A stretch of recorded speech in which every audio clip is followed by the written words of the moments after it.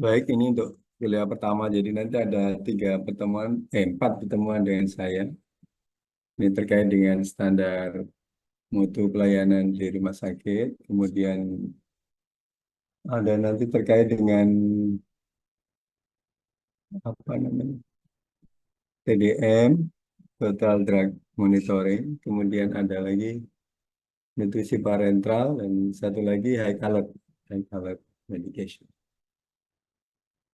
Nanti ada tugas juga, tugas kelompok ya. Nanti bikin makalah dan presentasinya.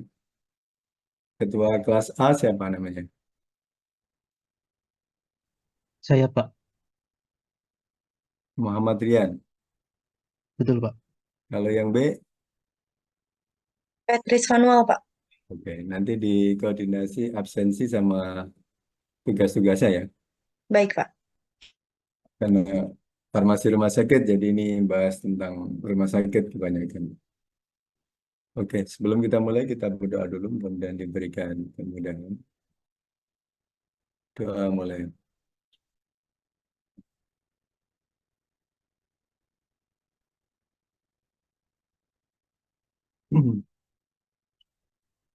Yang sudah bekerja di rumah sakit siapa aja?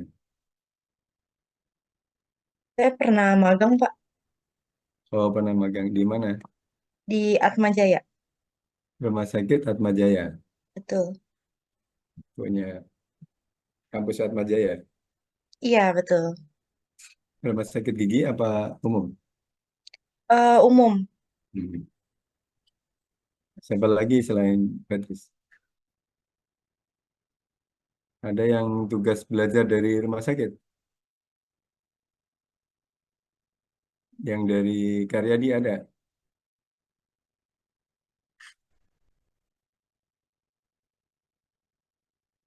Oke. Jadi di dalam akreditasi rumah sakit ini membahas terkait dengan pelayanan rumah sakit secara umum ya. Apa itu pelayanannya?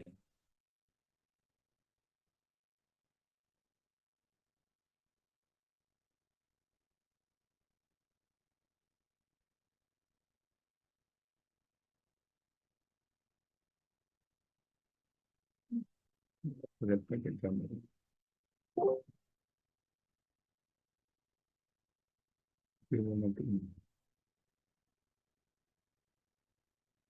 Oke, yang pertama kaitannya dengan apa? Undang-Undang Kesehatan ya. Nomor 17 tahun 2023 ini dampaknya apa? Dampaknya dari seluruh regulasi ini dilebur jadi satu dalam Undang-Undang Kesehatan ini ya. Nanti salah satu tugas Anda nanti mereview kaitannya standar pelayanan rumah sakit yang ada dalam Undang-Undang 17 ini ya.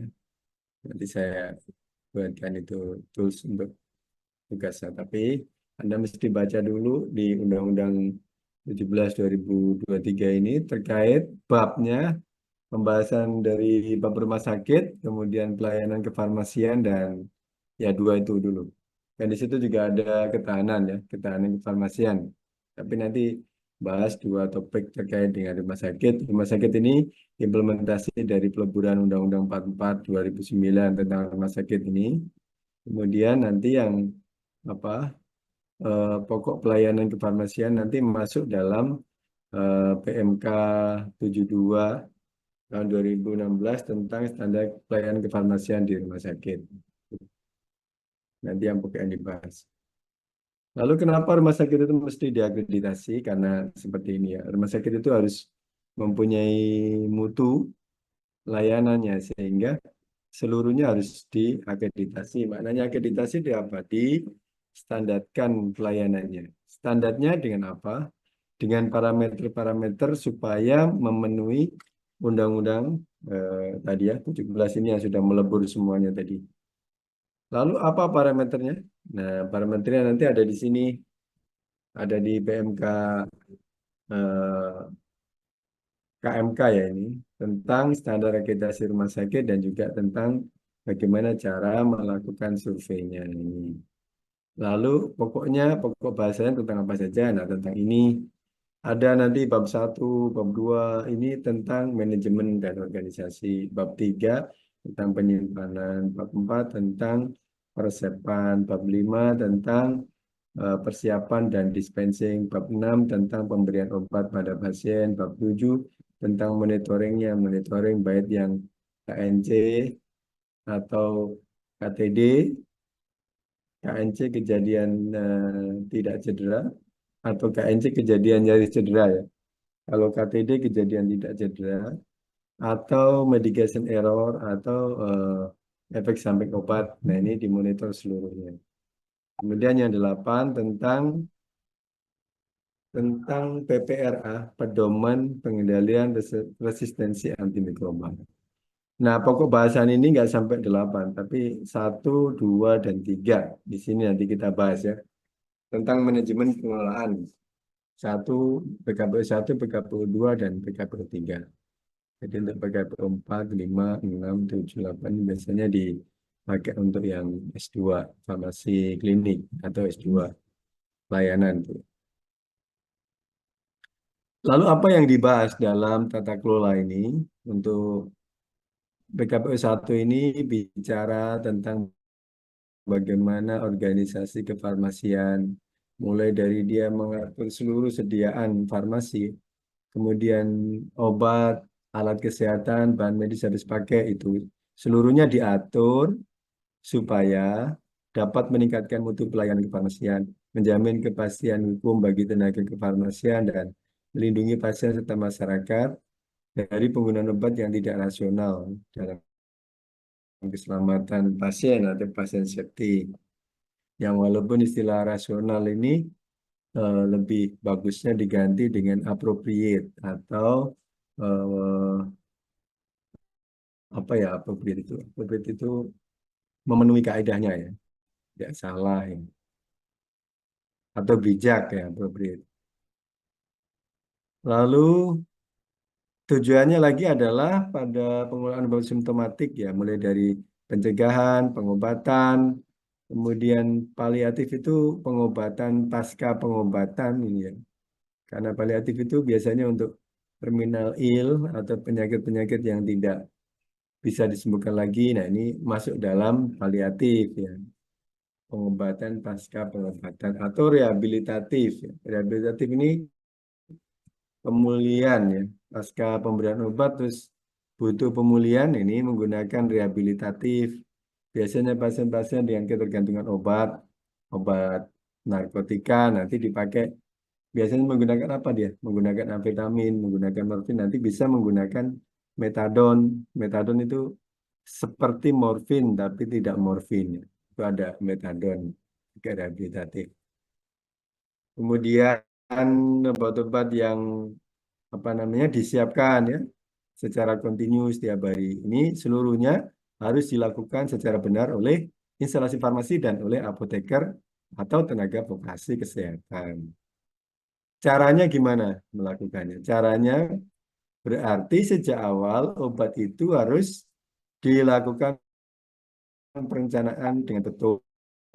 Perencanaannya, apa yang direncanakan, itemnya, jumlahnya, kemudian sesuai dengan standar yang dipilih. Ya. Yang dipilih itu apa? Yang dipilih adalah item-item yang sudah memenuhi dalam formularium nasional atau Fornas. Artinya yang dipilih bukan obat-obat yang di luar Fornas, karena kalau di luar Fornas berarti obat ini tidak akan bisa dipenuhi ya, banyak syaratannya itu. Mulai dari harga yang terlalu tinggi atau standar yang belum baku ya, belum. Tapi kalau sudah Fornas berarti itu masuk dalam minimum esensial nasional. Kemudian C, nanti jumlahnya harus direncanakan dengan benar. Ya. Direncanakan dengan benar berdasarkan rata-rata pemakaian sebelumnya atau berdasarkan lonjakan penyakit yang ada. Ya, kalau ada berdasarkan evidence penyakit berarti memenuhi jumlah kasus wabah yang terjadi saat ini. Nah, itu bisa juga. Contohnya pada saat COVID, orang kan nggak membeli favipiravir atau apa favipiravir atau oseltamivir yang di awal tuh ya. atau yang lain ya. Tapi ketika dia COVID, ada COVID berarti pasti perencanaannya yang favipiravir akan meningkat ya. Sehingga ini sesuai dengan eviden perencanaan. Lalu penyimpanan. Penyimpanan itu semua produk yang dibeli harus disimpan sesuai dengan instruksi dari pabrik pembuatnya. Ingat ya, penyimpanan obat itu harus sesuai dengan instruksi pabrik pembuatnya. Jadi nggak bisa ngarang. Kalau vaksin, pabriknya menyarankan disimpan pada suhu di bawah 8 derajat atau dalam range 2 sampai 8, maka harus disimpan di kondisi itu. Kalau obat yang lain harus disimpan di bawah suhu 25, ya harus didesain di bawah suhu 25. Nggak bisa dibalik ya. Vaksin di suhu 25, obat tertentu di bawah 8 derajat. Nah, itu rusak obatnya nanti. Makanya untuk penyimpanan harus kondisinya sesuai dengan saran dari industri yang membuat obat. Kemudian untuk tekniknya, manajemennya menggunakan metode FIFO, first in, first out, atau FIFO, first expired, first out, itu supaya apa? Supaya tidak ada obat yang tidak terdeteksi selama penyimpanan, sehingga obatnya ketinggalan itu sirkulen. Akibatnya jadi expired. Nah, itu jangan sampai seperti itu. Atau nanti identifikasinya bisa menggunakan abjad ya, supaya mudah mencarinya. Alfabetis A, B, C, D, E, F ya, gitu supaya mudah.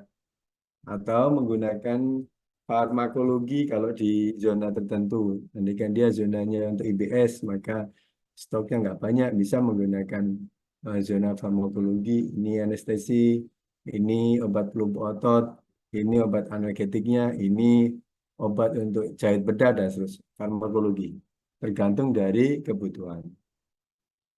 Kemudian setelah itu nanti diresepkan, kemudian diresepkan, direview, kemudian disiapkan oleh farmasi. Setelah diresepkan, disiapkan, baru bisa diberikan. Nanti dari rawat inap, farmasi serah terima dengan perawat atau tim obat di ruangan. Kalau di rawat jalan berarti farmasi bisa menyerahkan langsung ke pasien.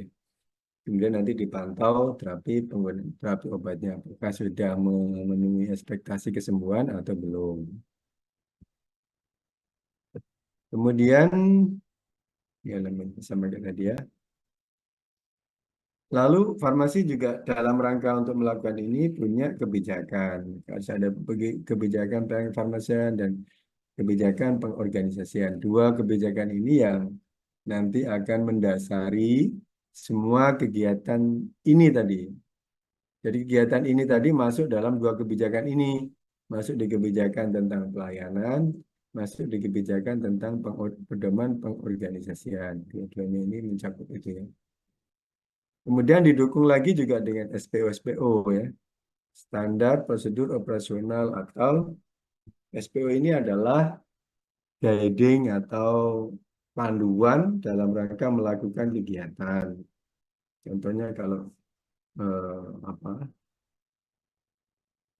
Ya ini adalah panduan ya. Jadi ada SPO-SPO itu kegiatan tahapan.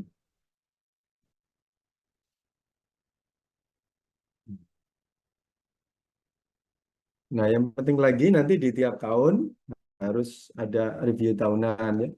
Mereview tahunan, apa yang direview?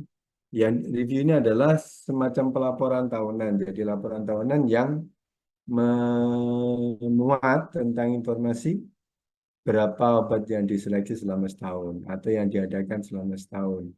Terus dalam setahun itu apa saja yang disimpan menjadi aset, berapa nilainya. Kemudian yang sudah diresepkan obat apa aja, gambaran distribusinya. Lalu catatan yang telah didispensing berapa banyak, didistribusi berarti ya. Kemudian yang sudah diberikan dan dimonitor apa saja obatnya. Termasuk juga di situ nanti ada evaluasi terkait formularium rumah sakit. Formulariumnya nanti dicek dari tahun 2023 ke tahun 2024 ada nggak perubahan, apa yang dirubah, apa yang ditambahkan, apa yang diganti, berapa jumlah totalnya, nanti muncul dalam review tahunan ini atau laporan tahunan ini ya. Kemudian juga dilaporkan terkait dengan KNC, kejadian nyeri cedera atau nirmis. Contohnya KNC itu gini, kalau ada pasien harusnya diberikan obat apa namanya, eh, obat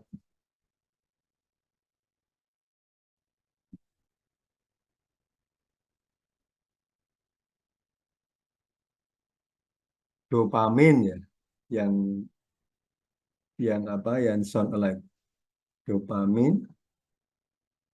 Terus dia ternyata disiapkan itu eh, dobutamin, nah gitu, keliru ya.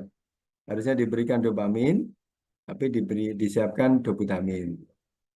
Dokter ngeresepkannya itu dopamin, tapi farmasi nyiapkannya dobutamin. Terus obatnya dikirim ke pasien nih dobutamin. Pas mau diberikan, perawatnya ngecek, loh yang diminta dopamin kok dikasih dobutamin. Nah, terus kan obatnya belum sampai ke pasien ya. Nah, ini didata sebagai kesalahan farmasi dalam menyiapkan obat. Jadi dicatat tuh tanggal berapa, tanggal hari ini 27 jam 14.30 farmasi salah mendispensing obat, diminta dopamin tapi diberikan dobutamin begitu. Nah, ini namanya KNC, kejadian nyaris cedera. Itu dicatat berapa banyak dalam 1 tahun. Lalu apa saja obat baru berdasarkan evidence based medicine yang akan digunakan atau telah digunakan. Buat laporan tahunannya seperti ini. Kemudian apotekernya atau tenaga farmasi, tenaga vokasi sekarang ya, itu yang sudah bekerja, sudah memiliki STRA dan sudah memiliki SIP apa belum? Kalau belum punya STRA dan SIP, maka tidak boleh ada yang bertugas ya. Tidak boleh ditugaskan untuk yang belum memiliki STRA dan SIP. Karena ini nanti jadi penyalahan pada undang-undang. Kemudian dicek kesehatan mentalnya, kesehatan fisiknya tiap tahun sekali. Lalu penampilannya harus bagus ya. Profesional, sehat, bersih, rapi, nggak boleh kumuh. Bekerja nggak boleh pakai daster. Atau bekerja nggak boleh pakai celana atau celana pendek, nggak boleh, harus rapi sesuai dengan eh, apa kostum yang ada di rumah sakit. Kalau perlu, yang apoteker menggunakan jas atau Snelly. Ya. Kemudian, nah ini tadi ya jas ya. Lalu penting lagi harus mengikuti proses Continuing Professional Development atau CPD atau pendidikan yang dapat mengimprove atau pelatihan yang berkesinambungan atau pelatihan tentang cara pelayanan kefarmasian yang baik, CPFB, untuk seluruh personel. Jadi nanti diberikan sertifikat ini ya. Caranya gimana ya? Udah dilatih terus nanti diberikan sertifikat untuk menyatakan bahwa mereka sudah kompeten. Kemudian harus punya akses sumber informasi. Akses sumber informasi kalau sekarang tidak perlu menggunakan textbook, tapi sudah menggunakan jaringan internet. Ya. Kemudian yang berikutnya terkait dengan PKPO 2, ini adalah cara penetapan formularium yang digunakan sebagai rujukan dalam peresepan obat di rumah sakit. Formularium. Formularium itu menjadi acuan ya dalam penetapan perencanaan ya. Kemudian sifatnya itu kolaboratif. Kolaboratif artinya apa?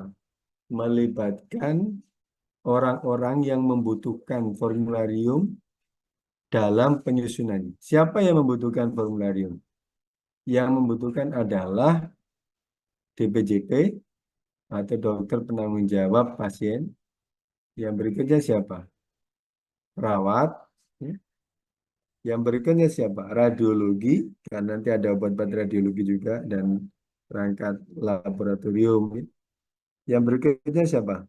Yang berikutnya seharusnya adalah pasien, tapi karena pasien ini tidak masuk dalam apa istilahnya kebijakan rumah sakit, maka pasien nanti mendapatkan manfaat dari obatnya tersedia jadi di rumah sakit.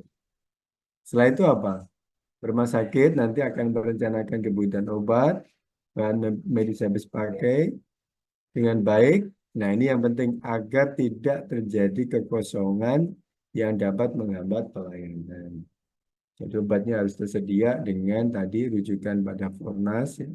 Karena sekali obatnya kosong berarti pelayanannya akan terganggu. Lalu apabila terjadi kosongan, maka tenaga farmasi harus mengkonfirmasi kepada dokter yang disebut sebagai profesional pemberi asuhan. Lalu yang penting lagi ada saran dan substitusinya kalau obat yang lain nggak ada. Jadi apotekernya nanti menyarankan obat yang ada apa saja ini bisa digunakan. Sebagai saran substitusinya jika obat yang diminta kosong atau tidak ada. Tidak ada di rumah sakit, ya. Tapi kalau di luar rumah sakit ya mungkin ada. Jadi nanti skemanya seperti apa itu bisa diatur. Lalu yang penting lagi nih, yang jadi parameter, berarti ada formularium di rumah sakit. Kalau mau pakai Fornas 100% ya boleh saja ditetapkan dengan penetapan direktur rumah sakit antara Fornas ditambah dengan beberapa tambahan yang dibutuhkan rumah sakit, maka jadilah formularium rumah sakit. Jadi formularium rumah sakit itu terdiri dari biasanya Fornas dan beberapa obat tambahan yang di luar Fornas yang direquest oleh DPJP atau tenaga kesehatan di rumah sakit. Lalu yang penting lagi rumah sakit harus mampu memantau penggunaan obat Fornas tersebut. Maka biasanya menggunakan aplikasi ya, aplikasi sistem informasi itu yang sehingga kalau dokter input permintaan obat langsung terdata sebagai penilaian obat ini obat Fornas atau non Fornas. Kemudian nanti akan dievaluasi sekurang-kurangnya 1 tahun. Nanti kalau ada obat yang selama setahun nggak pernah ada yang pakai, berarti eh, bisa saja obatnya itu di luar yang diminta oleh DPJP atau memang sedang tidak ada patologi atau kasusnya. Nah, nanti bisa dievaluasi obat ini bisa dikeluarkan apa enggak dari formularium rumah sakit. Nah, yang penting lagi dalam proses pengadaan itu harus melibatkan apoteker untuk memastikan proses pengadaan itu berjalan sesuai dengan undang-undangnya. Artinya apa? Kalau beli narkotik psikotropik, maka apoteker harus memiliki SIPA STRA sehingga itu yang mendasari bahwa obat harus dikoordinasikan oleh apoteker. Kemudian ini adalah kriteria obat yang masuk dalam formularium, mengutamakan obat dalam daftar Fornas, memiliki rasio manfaat benefit yang paling menguntungkan bagi penderita, lalu mutunya terjamin, termasuk stabilitas dan bioavailabilitasnya, lalu praktis dalam penyimpanan dan pengangkutan, praktis dalam penggunaan dan penyerahan, menguntungkan dalam hal kepatuhan dan penerimaan obat oleh pasien. Jadi kalau ada obat yang di model injeksi dengan oral, pilih mana?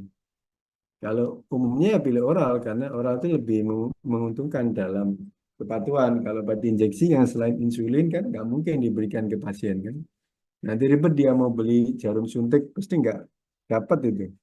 Karena jarum suntik itu hanya dijual oleh rumah sakit ya needle-nya. Nggak boleh dijual di luar, karena kalau itu berarti risiko penyalahgunaan. Kemudian obat terbukti paling efektif secara ilmiah berdasarkan evidence base-nya. Kemudian tersedia dalam sistem distribusi nasional. Jadi obatnya ada dalam sistem distribusi nasional. Kalau obatnya bagus tapi nggak ada, ya nggak bisa dibeli juga ya. Nah, formularium itu merupakan daftar list dari seluruh item perbekalan farmasi yang ada di rumah sakit. Biasanya ada dua ya, formularium obat dan formularium alat kesehatan. Biasanya dikasih berlaku sampai 2 tahun ya. Atau boleh 1 tahun kalau memang jarang kegiatan, nanti nyusunnya bisa dilakukan lebih cepat. Tapi kalau rumah sakitnya sibuk, banyak kegiatan, nyusunnya ini juga perlu waktu. Lalu merupakan acuan untuk kegiatan perencanaan dan pengadaan serta penggunaan obat atau peresepannya. Biasanya komposisinya satu generik, satu original, dan dua brand name. Ada 4 item dalam satu zat aktif itu biasanya. Lalu obatnya harus berdasarkan EBM, artinya EBM itu berdasarkan evidence base, ada bukti ilmiah bahwa obat ini diperlukan, kemudian memiliki izin edar, kemudian masuk dalam daftar DON kalau belum masuk PONAS. Berarti dia nanti masuk dalam daftar esensial nasional. Lalu harga obatnya terjangkau, lalu tersedia di pasaran. Kalau obatnya mahal, ya nggak bisa masuk biasanya. Mahal itu berapa? Mahal itu ketika dibandingkan dengan satu obat itu dibandingkan dengan obat yang lain bisa dipakai untuk 2 kali pemberian. Itu dinyatakan mahal. Contoh ya, ada obat paracetamol tuh generik berapa harganya? 100 perak ya, ke 200 ya, satu tablet.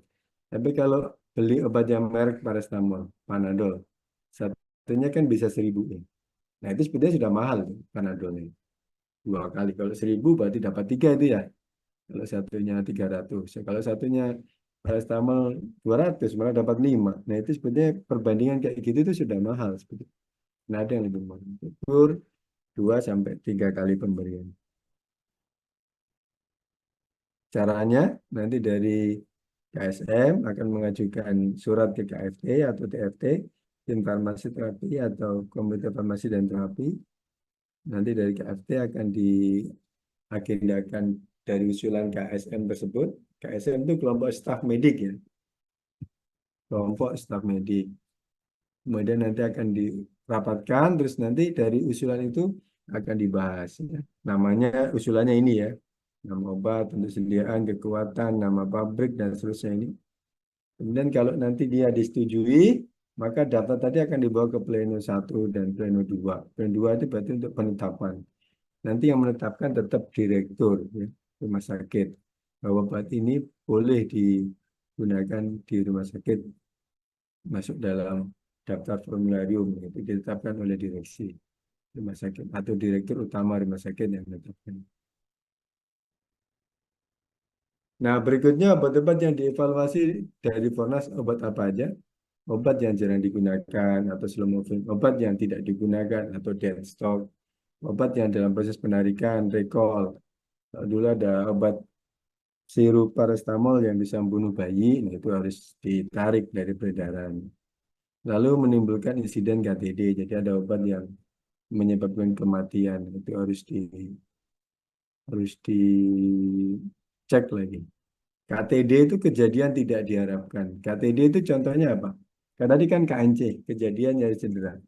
Kalau KTD kejadian tidak diharapkan itu contohnya pasien itu menggunakan amoksisilin. Terus dia ternyata alergi. Pas dia alergi, Steven Johnson. Berintis-berintis itu. Sampai kulitnya ngelupas. Nah, kalau ngelupas begitu, kan irreversible ya, nggak bisa balik ya. Itu kategori KTD, kejadian tidak diharapkan. Tapi kalau ternyata dia Steven Johnson sampai meninggal, nah itu masuk kategori sentinel. Nah, apa itu KTD, apa itu KNC, apa itu sentinel? Anda bisa baca di pedoman keselamatan pasien. Pedoman keselamatan pasien Kementerian Kesehatan gitu. Anda cari itu langsung muncul. Nanti KNC, KPC, KTD, sentinel gitu ya. Baca juga itu ya. Nah, ini adalah tata cara kalau kita mau evaluasi. Jadi formulariumnya sudah ada di sini tadi. Ya, sudah di sini, sudah ditetapkan ini. Nanti dievaluasi ya. Tiap 3 tahun. Cara evaluasinya seperti ini. Dari KRT ngusulin, nanti dibawa ke tim, nanti ditetapkan oleh tim bahwa item obat-obat yang ada nih, ada yang bermasalah, kalau ada yang bermasalah berarti langsung di assessment dan nanti kalau sentinel atau KTD tadi langsung bisa dikeluarkan dari formularium untuk tahun depan tidak digunakan lagi. Kalau ada yang baru nanti ditambahkan lagi dan bisa digunakan. Itu dari PKPU 2. Untuk PKPU 3 ini tentang standar penyimpanan dan tata kelola. Apa itu yang disimpan? Yang disimpan banyak ya, kayak obat itu banyak penggolongannya untuk obat. Ada yang obat kategori B3, ada obat yang kategori narkotik psikotropik, kemudian ada yang kategori elektrolit konsentrat atau elektrolit dengan konsentrasi tertentu. Lalu obat kategori emergensi, kemudian obat-obat yang dianjurkan dikelola secara khusus, contohnya apa? Obat nutrisi parenteral, obat radioaktif, lalu obat yang dibawa pasien, lalu obat dari program atau bantuan pemerintah. Biasanya ini tadi yang saya sebutkan, salah satunya metadon, obat HIV, lalu apa lagi? Banyak itu. TB, itu harus dikelola dengan benar. Lalu obat yang digunakan untuk penelitian, itu dikelola dengan protokol penelitian. Seluruhnya harus dikelola dengan benar. Lalu obat yang zat kimia digunakan untuk peracikan harus diberi label yang memuat informasi nama, kadar kekuatan, tanggal kadaluarsa, peringatan. Jadi ini kalau mau membuat etiket obat harus ada informasi seperti ini. Nama obatnya, kekuatannya, tanggal kadaluarsa, lalu peringatan khususnya tentang apa aja itu. Lalu farmasi juga atau apoteker ditugaskan untuk melakukan supervisi atau ngecek, terutama untuk apa namanya, terutama untuk penilaian terhadap fasilitas penyimpanan ya terutama. Jadi ya farmasi apotekernya ngecek dari gudang satu ke gudang lain, cek apakah semua protokol atau prosedur yang sudah di apa sudah dibuat itu diikuti secara benar apa enggak. Kemudian juga mengecek atau supervisi tanggal-tanggal ED obat kalau ada sekalian.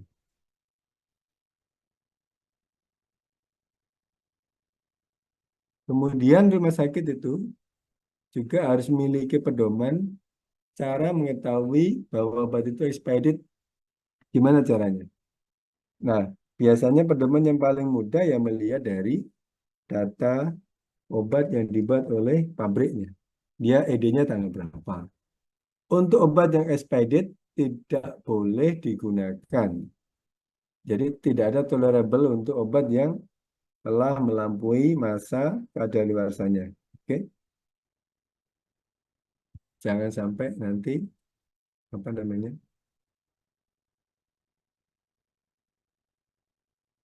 Obat digunakan. Jadi kalau ada obat jarang gitu terus dokter bilang, ini ED-nya tanggal berapa obatnya? Tanggal 27 Agustus 2024.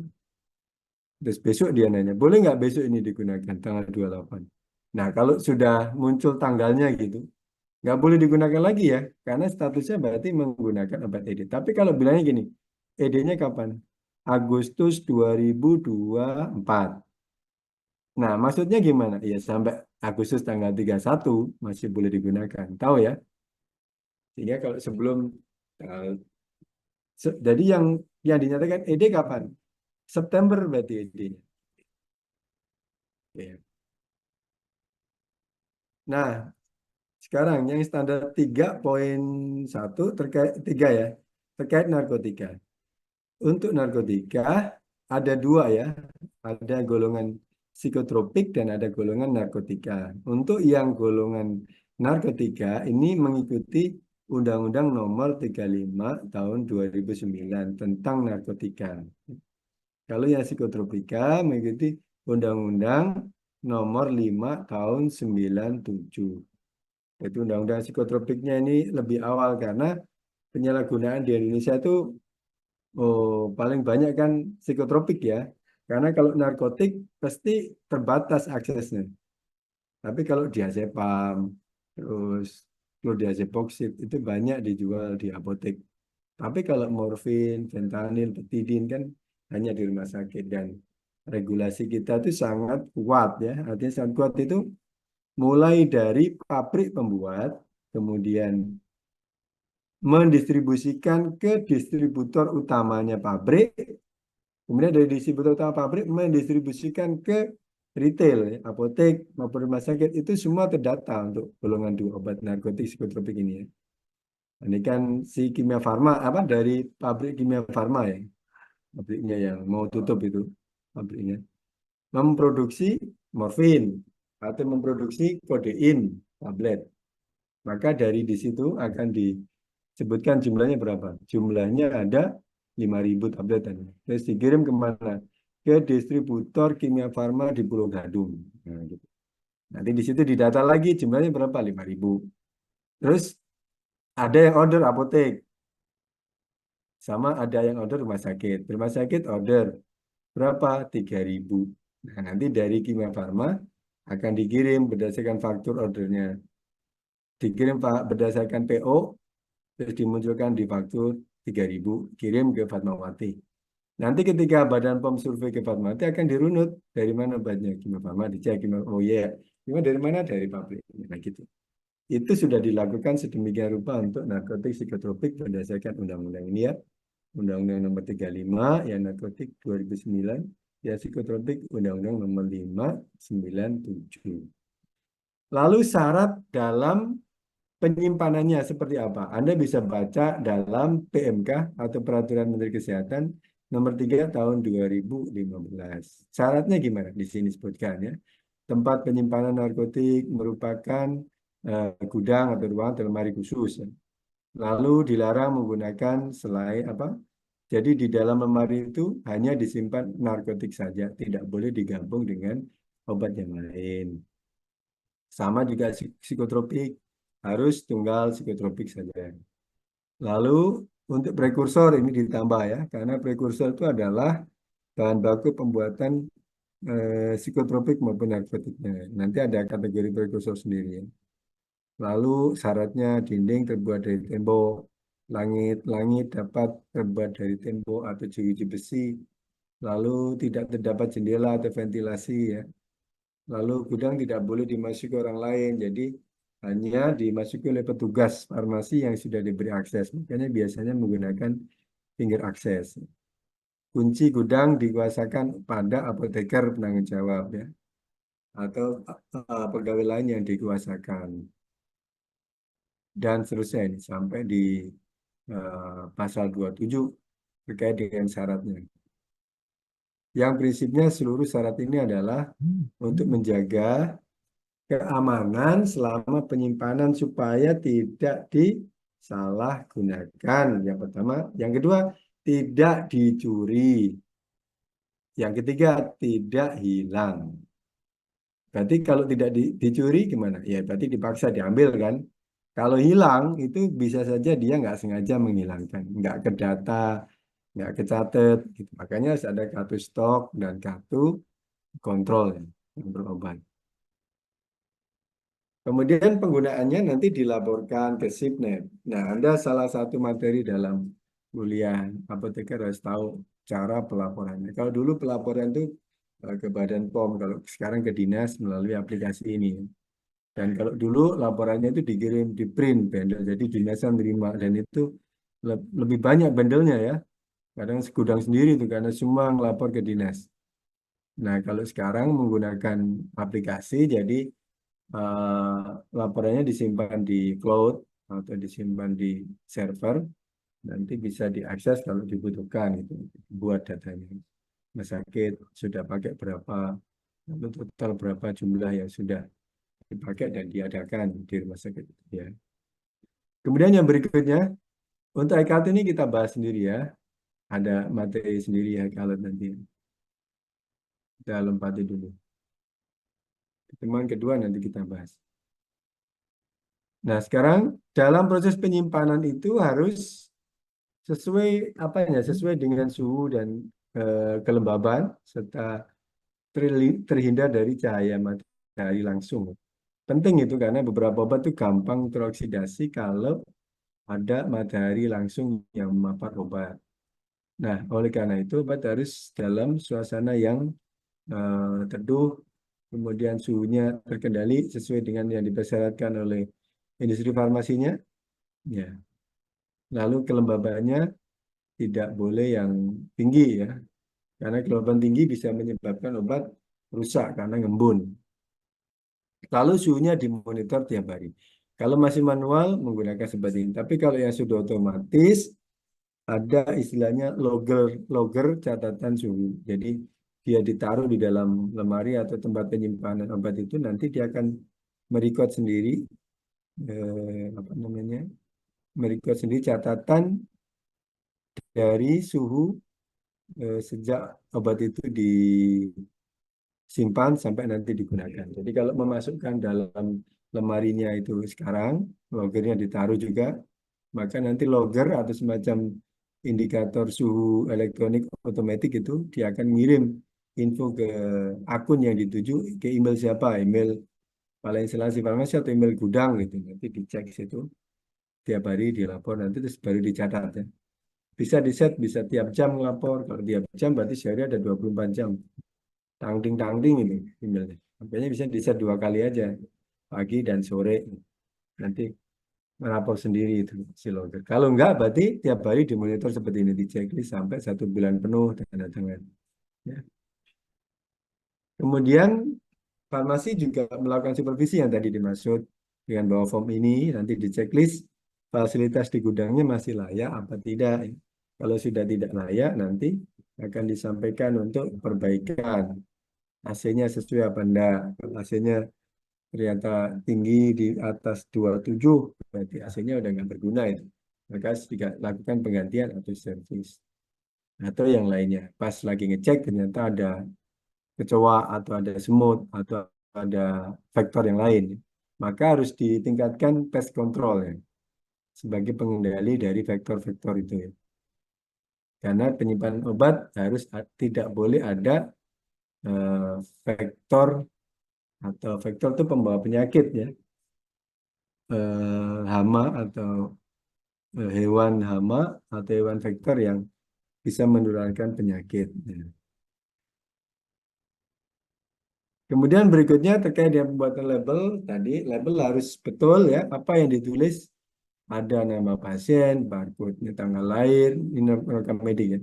Obat, pelarut obat, konsentrasi dosis, tanggal edit setelah pencampuran. Nah, contohnya ini kalau obat kemoterapi itu bisa menggunakan label warna apa namanya ungu, juga ada label high alert ya. Kemudian juga ada label lasanya di situ. Lasa, look like, sound like, nanti ditempel di obatnya ini. Kemudian setelah dilarutkan nanti dicatat konsentrasi pelarutan obat dan tanggal kadaluarsanya. Obat-obat yang memiliki tanggal kadaluarsa pendek itu contohnya adalah obat apa? Ampicillin amoxicillin clavulanat ya. Amoxicillin clavulanat itu kalau bentuknya injeksi itu gampang teroksidasi clavulanatnya. Ya, itu biasanya kurang dari 30 menit ya. Setelah dilarutkan, maka obat harus segera digunakan, nggak boleh lebih dari 30 menit. Karena kalau sudah lebih 30 menit akan teroksidasi itu. Kemudian berikutnya terkait dengan pengaturan penyimpanan bahan beracun. Ketiga, bahan bahan berbahaya beracun. Ya, ketiga. Sesuai dengan pedoman peraturan pemerintah PP nomor 22 tahun 2021. Setelah keluar PP ini yang lain dicabut ya, ini PP-nya dicabut. Kemudian tempat penyimpanannya harus khusus ya, punya fasilitas tempat penyimpanan, peralatan, termasuk di situ ada peralatan penanggulangan kedaruratan. Apa saja contohnya kedaruratan? Kalau tumpah, kalau terbakar, kalau meledak, kalau menimbulkan apa akses yang bau ya atau polusi di udara sehingga mengganggu penciuman. Semuanya harus ada metodenya. Kalau yang tadi ada tumpahan, maka harus disiapkan spill kit tumpahan. Kalau yang risiko kebakaran berarti harus ada APAR ya, alat pemadam api ringan. Kalau ada kebocoran berarti harus sudah ada fasilitas penanganan kebocoran gasnya. Kemudian lokasi penyimpanannya harus bebas banjir dan tidak rawan bencana alam. Kalau banjir bisa dicek ya, jadi harus dipilih di zona yang tidak mudah terendam atau sanitasi di lingkungannya diperbaiki sehingga tidak ada genangan air. lalu tidak rawan bencana alam. Nah, kalau ini ya susah, susah karena bencana alam kan nggak bisa diprediksi ya, karena ini kan bencana, jadi sewaktu-waktu datangnya. Cuman kalau ada bencana, gampang dimobilisasi, lalu orangnya gampang menyelamatkan diri kalau ada bencana, itu targetnya. Kemudian harus berada dalam penguasaan setiap orang penghasil limbah. Jadi lebih mudah untuk diakses ya, pada saat limbah yang dihasilkan itu akan dikondisikan atau dibuang ke TPS. Ini logo-logonya mudah meledak, mudah terbakar, oksidatif berarti menyebabkan karat, lalu sangat sangat mudah flammable ya, terbakar, sangat toksik, sangat bahaya, biohazard untuk yang kemografi, dan sangat korosif. Contohnya apa? 2SO4 atau si NH NH3 ini H2SO4 asam sulfat atau HCl ya. HCl. Tapi kalau yang di sini ada nggak yang contohnya NH3 yang amonia itu? Amonia itu juga sangat ini ya, bau ya, sangat polutan itu. Atau H2O2, H2O2, hidrogen peroksida itu juga sangat korosif ya.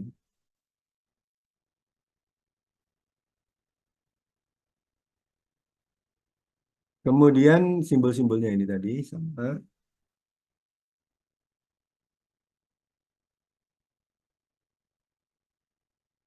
Ini adalah lemari khusus ya untuk obat-obat yang tadi, untuk yang materi yang tadi. Ya, korosif, sangat toksik. Kalau sangat korosif itu kayak HCl gitu biasanya tidak cukup begini, tapi diberi lemari asam supaya terjadi sirkulasi di penguapannya. Jadi kalau ada serpian atau pas dibuka gitu, tutupnya kan dia menguap kan, nah, itu bisa langsung dikirim ke luar. Jadi makanya dikasih cerobong asap. Tapi kalau begini kan jadi tertutup ya. Tapi tertutupnya alat ini sudah melindungi dari petugas supaya tidak terpapar. Terpapar itu maksudnya terciprat, terpercik, dan seterusnya. Makanya petugas harus menggunakan APD kalau mau menyiapkan obat-obat golongan ketiga. Kemudian untuk obat-obat kategori LASA atau look like sound alike, ini contohnya obatnya. Ada kalau yang sound alike, dimenhidrinat, diphenhydramine, dobutamin, dopamin ya tadi ya, ephedrine, epinefrin, ini kan mirip ya. Folic acid, folinic acid. Jadi ini menulisnya berdasarkan Tolman ya. Folic acid, folinic acid, glibenclamide, glibisid. Nah ini contoh dari look like. Sound alike ini ya, kemiripan bunyi atau pengucapan. Kemudian yang look alike contohnya ada nggak ya? Nggak ada. Like. Kemudian untuk obat-obat penelitian harus masuk dalam lemari khusus, lemari tersendiri. Memang obat itu dipakai untuk penelitian, sehingga nanti dia tidak boleh masuk dalam stok rumah sakit. Jadi dia masuk dalam obat hibah atau obat titipan. Ya. Ini nanti dikelola dan akan dikeluarkan hanya untuk pasien yang membutuhkan saja, tidak untuk pasien yang di pelayanan. Jadi masuk hanya untuk pasien yang sudah masuk dalam sampel penelitiannya. Kemudian untuk obat-obat nutrisi seperti Albamin, Kabiven itu ya. Itu kan nutrisi termasuk juga elektrolit ya. NaCl, terus dextrose, kemudian apa lagi? Eh,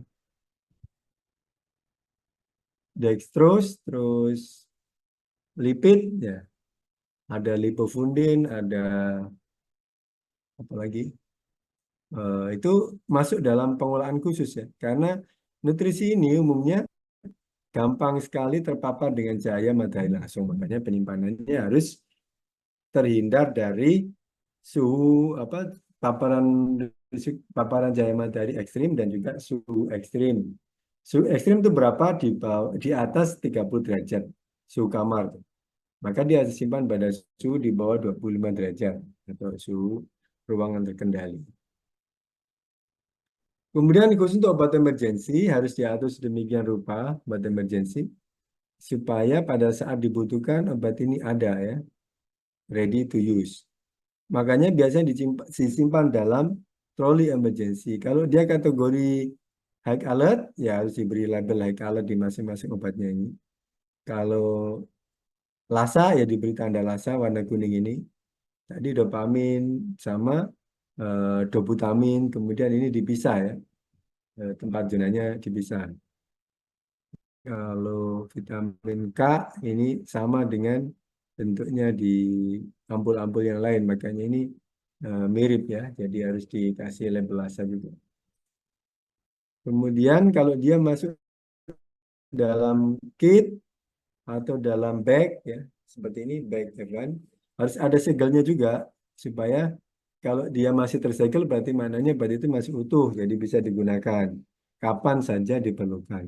Tapi kalau segelnya sudah dibuka, berarti maknanya obatnya harus segera dicek. Siapa tahu obatnya sudah habis atau sudah terpakai.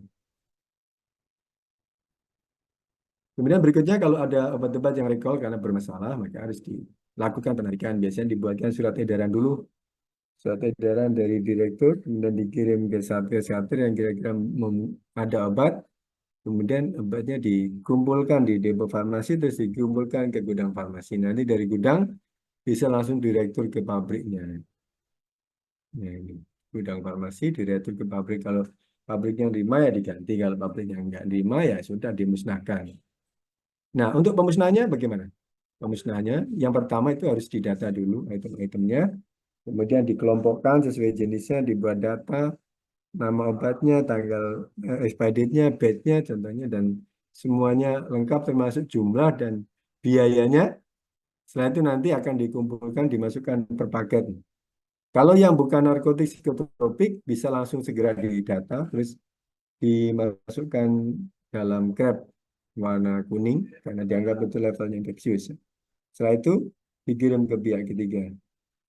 Atau karena rumah sakitnya nggak punya insinerator ya. Kalau punya insinerator bisa dibakar sendiri, tapi Fatmawati nggak punya. Jadi mengandalkan pihak ketiga untuk membakar yang tadi sudah ED. Khusus untuk obat narkotik psikotropik kalau udah ada yang ED, pemusnahannya nanti disaksikan oleh Dinas Kesehatan atau perwakilan dari Badan POM. Nanti dikirim ke tempat pemusnahan menggunakan insinerator. Insinerator itu apa? Insinerator itu adalah pemanas atau tungku bakaran yang suhunya di atas 800 derajat. 800 sampai 1500 derajat. Oke, sampai di sini ada yang mau ditanya? Silakan. Pak Ahmad, saya izin bertanya. Ya, Kan tadi tuh untuk yang formularium rumah sakit itu kan tertulis kalau obatnya itu untuk satu jenis zat aktif itu dicatatkan untuk nama generiknya, terus originalnya sama untuk dua yang brand name. Nah, itu keempatnya itu apakah harus diadakan di rumah sakit itu atau hanya sebagai formularium gitu? Terus kalau untuk brand name itu biasa pemilihannya dari mana ya, Pak? Apakah dari rekomendasi DPJP atau misalkan dari mana atau dilihat dari secara farmakologinya mungkin ada beberapa obat yang dengan bahan-bahan pembawa tertentu itu bisa bikin meningkatkan zat aktifnya atau bagaimana? jadi kalau itemnya seperti ini, nih, ini adalah item yang boleh dipilih. Tetapi untuk diadakan itu kan beda-beda urusannya. Jadi ini adalah standar yang ada. Nanti pengadaannya kan beda. Makanya pengadaan dengan formularium ini kan dua tahapan yang berbeda. Pertama adalah membuat formularium dulu supaya mengerucut dari sekian ribu item itu menjadi andaikan 1.200 item. Pilihannya seperti ini komposisinya. Nanti setelah itu baru diadakan. Nah, untuk pengadaannya itu supaya efisien, pilih salah satu. Karena kalau sekarang pengadaan kan ada LKPP, katalog. Item-item yang di luar e-katalog nggak bisa dibeli. Nah, itu juga apa pilihan lagi ya. Jadi harus menggunakan e-katalog dan mana obat yang ada di e-katalog itu yang bisa dibeli. Berapa yang dibeli? Ya yang ada aja satu yang dibeli supaya efisien. Kalau ada generic ya generic aja. Kalau tidak ada generic, boleh pilih yang brand name ada di e-katalog. Kalau nggak ada brand name cuma nggak ada, boleh pakai original. Kalau original ternyata lebih murah dari brand name, generiknya nggak ada, ya dibeli originalnya. Jadi pilihan-pilihan itu masuk dalam skenario pengadaannya. Lalu siapa yang mengusulkan brand name? Yang brand name yang mengusulkan yang punya pabrik. Tapi syaratnya brand name ini harus ada di e-katalog supaya bisa dibeli. Kalau dia ngusulin saja, dia nggak ada di e-katalog, ya sama aja nggak bisa dibeli juga. Nggak ada gunanya masuk formularium. Gitu ya. Jadi yang ngusulin tetap dari pabrik farmasinya ke KSM atau DPJP, kemudian nanti bersurat ke KFT, nah itu baru bisa ditambahkan dalam formularium rumah sakit. Tapi sekali lagi formularium itu adalah list atau daftar obat, item obat yang boleh diadakan atau boleh digunakan di rumah sakit. Yang mana yang diadakan? Yang ada, pas ada itu yang mana? Nah, biasanya belinya salah satu, nggak semuanya dibeli.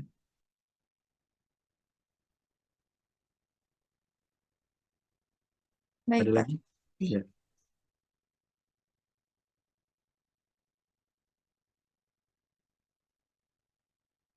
ada lagi yang mau ditanya?